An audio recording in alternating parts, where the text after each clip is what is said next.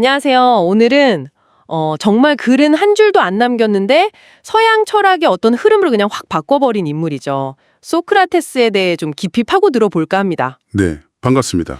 저희가 미리 공유받은 그 자요, 소크라테스 질문으로 남긴 지혜, 이걸 바탕으로 그의 삶이랑 생각의 핵심, 이걸 좀 캐보려고 하는데요. 네, 재밌을 것 같습니다. 아니 도대체 왜 그 옛날 아테네의 할아버지가 던진 질문이 지금 우리한테까지 여전히 유효한 건지 그걸 한번 같이 탐구해 보시죠. 좋습니다.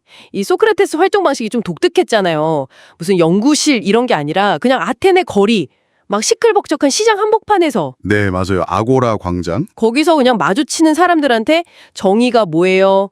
용기란 게 대체 뭡니까? 막 이런 근본적인 질문을 푹툭 던졌다는 거 아니에요? 그렇죠. 철학을 책 속에 가둔 게 아니라 그냥 그야말로 삶의 현장으로 대화 속으로 끌고 들어온 거죠. 근데 그 시작에 델포이 신탁 이야기가 꼭 나오더라고요. 아, 네. 그게 아주 중요한 계기가 되죠. 당시 그리스 사람들이 신의 뜻을 묻던 곳인데 친구 카이레폰인가 하는 사람이 가서 소크라테스보다 지혜로운 사람은 없다. 이 신탁을 닫아왔다면서요. 바로 그겁니다. 근데 소크라테스 본인은 아시다시피 자기가 뭘 안다고 생각 안 했거든요. 그러니까 이 신탁이 너무 이상한 거예요. 내가 지혜롭다고 내가 이런 건가요? 그렇죠. 그래서 이제 소위 똑똑하다는 사람들, 정치인, 시인, 장인들 찾아다니면서 대화를 시작한 거죠. 이 신탁이 진짜 맞나? 확인해 보려고. 아, 검증을 하려고 한 거군요. 네. 근데 막상 대화해 보니까 이 사람들이 자기가 안다고 생각하는 걸 사실은 잘 모르더라는 거죠. 아, 여기서 이제 그 유명한 깨달음, 나는 내가 모른다는 것을 안다. 바로 무지의 자각에 이르게 된 겁니다. 아하. 그게 그냥 겸손 떨려고 한 말이 아니라 진짜로 자기는 모른다는 걸 알았기 때문에 오히려 다른 사람들보다 지혜롭다. 이런 결론인가요? 정확합니다. 그게 단순한 겸손이 아니에요. 어찌 보면 굉장히 정직한 지적인 태도죠. 진짜 삶은 내가 뭘 모르는지 아는 데서 출발한다. 당시로서는 엄청 도발적인 생각이었을 겁니다. 그러면 그 사람이 대답하면 거기에 또 질문하고 또 질문하고 이렇게 해서 스스로 이거 내 생각에 구멍이 있네? 모순이 있네? 이걸 깨닫게 하는 거. 이게 그 소크라테스식 문답법이군요. 네, 맞습니다. 소위 삼파술이라고도 하죠. 스스로 진리에 도달하도록 도와준다는 의미에서요. 듣는 사람은 근데 엄청 불편했겠어요. 내가 그냥 당연하다고 믿었던 건데 막 흔들리고 사람들 앞에서 내 무식이 털문하고 좀 기분 나빴을 것 같은데요. 당연하죠.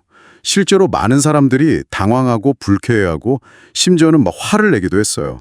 모욕감을 느낀 거죠. 그렇죠. 창피하니까. 물론 소크라테스 목표가 누구 망신 주는 건 아니었을 거예요. 그냥 대화를 통해서 같이 진리를 찾아가자 이런 거였는데 과정이 좀 험난했군요. 네, 자신의 무지를 직면하는 건 누구한테나 좀 고통스러울 수 있으니까요. 그의 질문은 어떻게 보면 사람들을 그 안 좋아하던 생각에서 좀 벗어나게 하는 일종의 지적인 충격요법 그랬던 셈이죠. 그렇게 계속 기존의 어떤 생각들, 권위들 이런 걸 막 흔들어대니까 결국에는 그 당시 아테네의 기득권 세력이랑 부딪힐 수밖에 없었겠네요. 그렇습니다.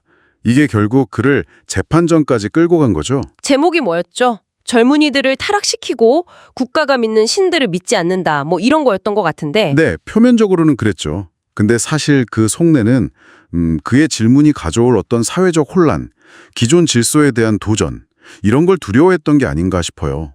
너무 많이, 너무 깊이 질문했던 죄. 그게 진짜 죄목 아니었을까요? 아, 너무 뼈를 때렸군요. 네. 법정에서도 태도가 아주 당당했죠. 변명하고 살려달라고 비는 게 아니라 오히려 고발한 사람들이랑 배심원들한테 막 질문을 던지면서 자기는 신탁을 따랐을 뿐이다. 이렇게요. 와, 진짜 보통 배짱이 아니네요. 네, 지혜를 가르친 게 아니라 같이 탐구했을 뿐이고 죽음 앞에서도 내 양심, 내 철학적 신념을 굽힐 수 없다. 이런 의지를 아주 명확하게 보여줍니다. 삶이랑 철학이 완전히 하나가 된 거죠. 결국 사형 선고를 받았는데 제자들이 막 도망가라고 우리가 다 준비해놨다고 했는데도 거부했다는 거 이것도 참 놀랍더라고요. 네, 그렇죠.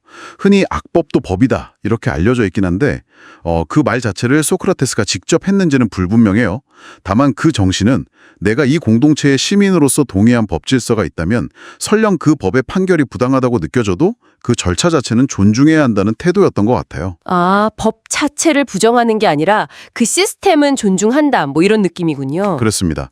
법이 정의롭지 않다고 개인이 그냥 막 어겨버리면 공동체 질서가 무너지니까 그에 대한 어떤 책임감을 보여준 거죠. 참, 대단하네요. 마지막 순간에 독배 마시기 직전까지도 제자들이랑 영혼은 죽지 않는다. 뭐 이런 토론을 차분하게 했다면서요? 졌으니 자네들이 대신 갚아주게. 이 말도 참 유명하죠. 그게 무슨 뜻이래요? 갑자기 웬 닭? 그게 해석이 여러 가지인데요. 아스클레피오스가 의술의 신이거든요. 그래서 아마 죽음을 영원히 육체라는 질병에서 해방되는 것, 일종의 치유로 본 게 아니냐, 뭐 이런 해석이 많습니다. 아, 죽음마저도 철학적으로 해석했군요. 정말 끝까지 소크라테스답네요. 그렇죠. 근데 이 소크라테스는 정작 본인은 글을 하나도 안 남겼잖아요. 네, 그게 참 아이러니하죠. 그런데도 이렇게까지 서양 철학에 큰 영향을 미칠 수 있었던 건 역시 제자, 플라톤 덕분인 거죠. 정적으로요. 플라톤이 없었다면 우리가 아는 소크라테스는 거의 없었을지도 모릅니다. 플라톤이 스승과의 대화를 기록하고 그걸 바탕으로 자신의 철학, 그 유명한 이데아 사상 같은 걸 발전시키면서 서양 철학의 기틀을 마련했으니까요. 어떻게 보면 소크라테스는 플라톤의 글 속에서 영원히 살아 숨쉬게 된 거네요. 맞아요. 그리고 그의 유산은 단순히 철학에만 머무는 게 아니에요. 너 자신을 알라, 또 성찰하지 않는 삶은 살 가치가 없다. 이런 메시지들 있잖아요. 네, 아주 유명하죠. 이런 것뿐만 아니라 그 질문을 통해서 스스로 답을 찾게 하는 방식. 이게 오늘날 뭐 교육학, 심리학, 심지어는 뭐 리더십 코칭까지 아주 다양한 분야에서 여전히 강력한 영향을 미치고 있거든요. 아, 그렇군요. 그냥 답을 주는 게 아니라 생각하는 방법 자체를 가르쳐 준 거군요. 그렇죠. 완성된 답이 아니라 생각하는 힘, 질문하는 용기를 물려준 거죠. 요 보니까 결국 소크라테스가 우리한테 던지는 가장 큰 메시지는 뭘 많이 아는 척하는 것보다 아, 내가 이걸 모르는구나 하고 아는 용기, 그리고 끊임없이 질문하고 나를 돌아보는 삶의 태도, 그 자체가 진짜 지혜다. 이걸 온몸으로 보여준 것 같네요. 네, 정확히 보셨습니다. 그 무지의 자각에서 오는 어떤 겸손함과 끊임없는 탐구정신, 이게 핵심이죠. 그렇다면 마지막으로 저희 청취자분들께 질문을 하나 던져주시면서 마무리하면 어떨까요? 아, 좋습니다. 그럼 이렇게 한번 여쭤보고 싶네요.